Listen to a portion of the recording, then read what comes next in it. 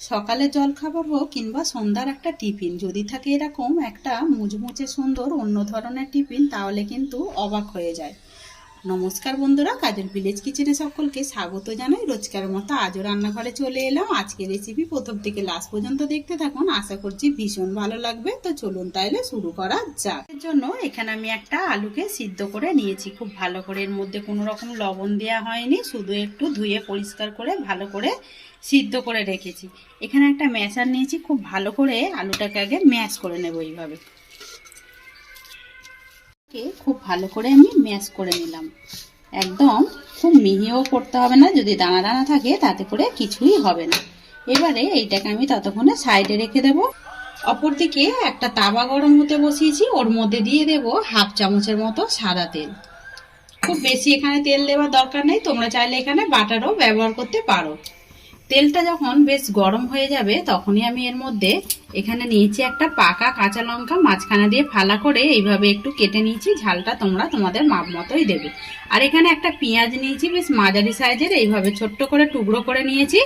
এবারে দুটো উপকরণই আমি তেলের মধ্যে দিয়ে দেব। দিয়ে হালকা একটু নাড়াচাড়া করে নেব, যাতে করে লঙ্কা আর পেঁয়াজটা একটু নরম হয়ে যায়। এখানে লঙ্কা আর পেঁয়াজটা বেশ নরম হয়ে গেছে, এর থেকে আর নরম করবো না। এবারে গ্যাস অফ করে দেব। আর এই ভেজে নেওয়া পেঁয়াজ আর লঙ্কাটাকে আলুর মধ্যে দিয়ে দেব সামান্য একটু গোলমরিচ গুঁড়ো। আর এর মধ্যে দেব স্বাদ মতো লবণ বা মাপ মতো লবণ। লবণটা ঝালটা আপনারা আপনাদের মাপ মতোই ব্যবহার করবেন। দিয়ে দিলাম দুটো উপকরণ, আর কিছু এর মধ্যে দেওয়ার দরকার নেই। এবারে সমস্ত উপকরণগুলোকে একটু হাত দিয়ে মিশিয়ে নেব বা মাখিয়ে নেব। সমস্ত উপকরণগুলো খুব ভালো করে মিশিয়ে নিলাম। এখানে আমি আরো একটা বাটি নিয়ে নিলাম। এখানে নিয়েছি একটা ডিম, ডিমটাকে ভেঙে বাটির মধ্যে আমি দিয়ে দেব। ডিমটাকে খুব ভালো করে একটু ফেটে নেব। আজকে টিফিনের রেসিপি আপনারা কে কোথা থেকে দেখছেন অতি অবশ্যই কমেন্ট করে জানাবেন। যদি ভিডিওটি ভালো লেগে থাকে একটা লাইক করে দিয়ে সাবস্ক্রাইবার করে নিয়ে পাশে থাকার অনুরোধ রইল। খুব ভালো করে ডিমটাকে এইভাবে একটু ফেটে নিলাম। এখানে দিয়ে দেবো এবারে আমি এক বাটি নিয়েছি ময়দা। তোমরা চাইলে এখানে আটা ময়দাও নিতে পারো, অথবা যে কোনো এক রকমেরও নিতে পারো, আর পাইল করেও নিতে পারো। দিয়ে দিলাম এক বাটি আমি ডিমের মধ্যে ময়দা। আর দেবো এখানে এক চামচের মতো সাদা তেল। দিয়ে দিলাম এক চামচের মতো সাদা তেল, স্বাদ মতো লবণ বা মাপ মতো লবণ। সমস্ত উপকরণগুলোকে একটু মিশিয়ে নেব ডিমের সঙ্গে। সমস্ত উপকরণগুলোকে ডিমের সঙ্গে একটু মিশিয়ে নিলাম ময়দার সঙ্গে। আর আমি যে আলুর পুরটা রেডি করেছিলাম, চাইলে তোমরা ওখানে জিরে গুঁড়ো অথবা চাট মশলা, ম্যাগি মশলা ব্যবহার করতেই পারো। এবারে অল্প অল্প করে একটু জল দেব।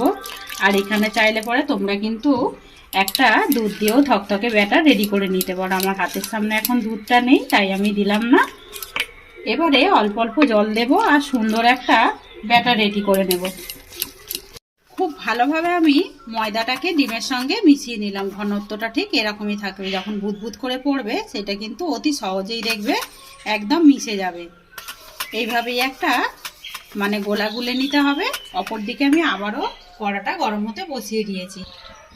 কড়াটা কিন্তু বেশ গরম হয়ে গেছে, এর মধ্যে হালকা করে একটু তেল ব্রাশ করে দেব। আমি আগেই বলেছি তোমরা চাইলে এখানে বাটারও দিতে পারো। হালকা একটু তেল দিয়ে দিলাম। এবারে যে গোলাটা গুলেছিলাম এটা ঠিক মাঝ বরাবর এইভাবে দিয়ে দেব। যেরকম ঠিক আমরা গোলা রুটি বা ধোসা করি সেরকম ভাবেই এরকম চারিদিকে একটু সেট করে সুন্দর করে একটু গোলাকার নিয়ে নেবে। এইভাবে চারিদিকে একটু গোলাকার গোলা রুটির মতো করে দিলাম। যখনই দেখবে এরকম ভাবে শুকিয়ে আসবে তখনই হালকা করে একটু তেল ব্রাশ করে দেব। খুব বেশি এর মধ্যে তেল লাগে না, হালকাই তেল দিলে পরেই হয়ে যাবে। যেহেতু আবার ননস্টিকের তাওয়া, তাই জন্য বেশি তেল লাগে না। যখনই এরকম এক পিঠ হয়ে যাবে দেখুন কত সহজেই গোলা রুটিটা উঠে গেল। রুটিটাকে বেশ সুন্দর করে আমি দু পিঠ ভালো করে ভেজে নিলাম। এইভাবেই ভেজে নিতে হবে। এবারে রুটিটাকে আমি তুলে নেব একটা প্লেটের মধ্যে। কতটা সুন্দর দেখতে হয়েছে দেখুন, খেতে ভীষণ ভালো লাগবে। একইভাবে সমস্তগুলোই আমি ভেজে নেব। আগে ভেজে ফিরে আসছি। সমস্ত রুটিগুলোকেই গড়ে নিলাম।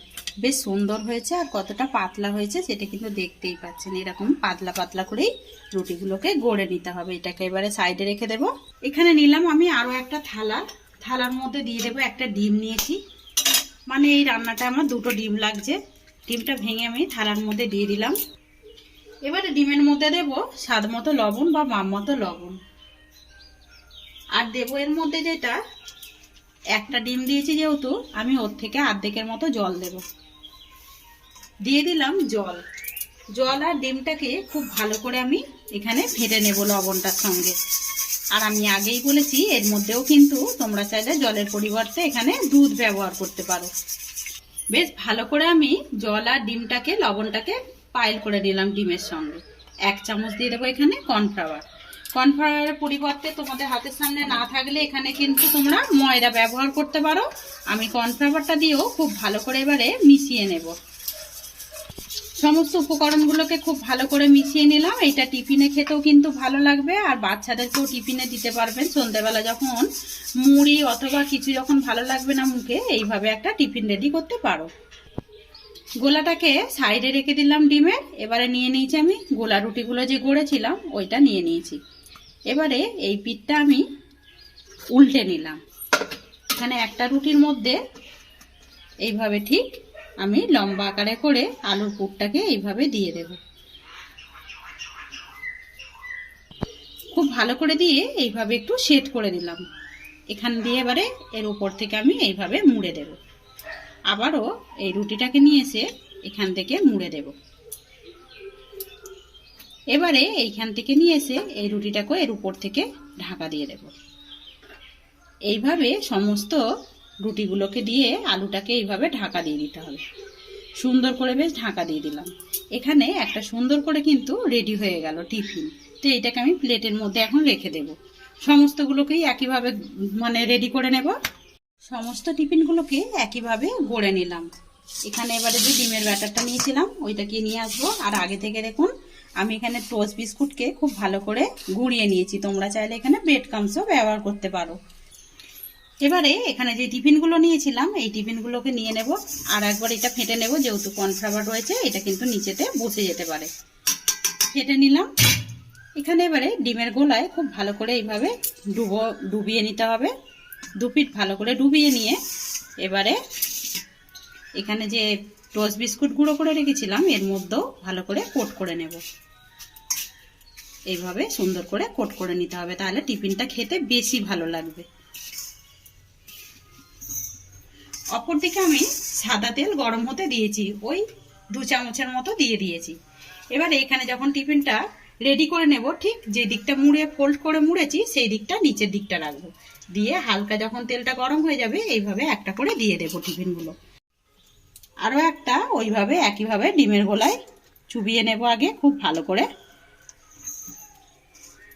দিয়ে এইভাবে ধরে নিয়ে একটু ঝেড়ে দিয়ে আবারও আমি টোস্ট বিস্কুটের মধ্যে ভালো করে এইভাবে কোট করে নেব।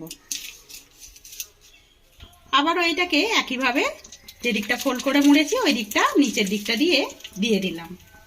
যখনই দেখবে একটা পিঠ হয়ে যাবে তখনই আমি এইভাবে এটাকে উল্টে দেব। আর কত সুন্দর ভাজা হয়েছে দেখুন। একদম এইভাবে যদি মানে সন্ধ্যার টিফিনটা হয় তাতে করে কিন্তু জমে যায়।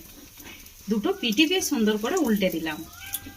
করে এই পিঠ ও পিঠ করে একদম লাল মানে গোল্ডেন কালার পর্যন্ত সব আসা অবধি ভেজে নিতে হবে। এবারে এইগুলোকে একটা করে প্লেটের মধ্যে তুলে নেব। আজকে টিফিনের রেসিপি কিরকম লাগলো অতি অবশ্যই কমেন্ট করে জানাবে। বেশ সুন্দর করে সমস্তগুলোই ভাজা হয়ে গেছে। ভেজে নিয়ে ফিরে এলাম। সমস্ত টিফিনগুলোই ভেজে নিয়ে ফিরে এলাম। আর কতটা দেখতে সুন্দর হয়েছে সেটা কিন্তু দেখতেই পাচ্ছেন। আজকের রেসিপি আপনাদের কিরকম লাগলো অতি অবশ্যই কমেন্ট করে জানাবেন। যদি রেসিপিটি ভালো লেগে থাকে একটা লাইক করে দিয়ে এইভাবে আমার পাশে থাকবেন, আমাকে সাপোর্ট করবেন। আমার এরকম নিত্য নতুন রান্নার জন্য পাশে থাকা বেল আইকনটি প্রেস করবেন। সবাই ভালো থাকবেন, সুস্থ থাকবেন। ধন্যবাদ। আবারও কোনো নতুন রেসিপি নিয়ে ফিরে আসবো। আজকের মতো এই পর্যন্ত।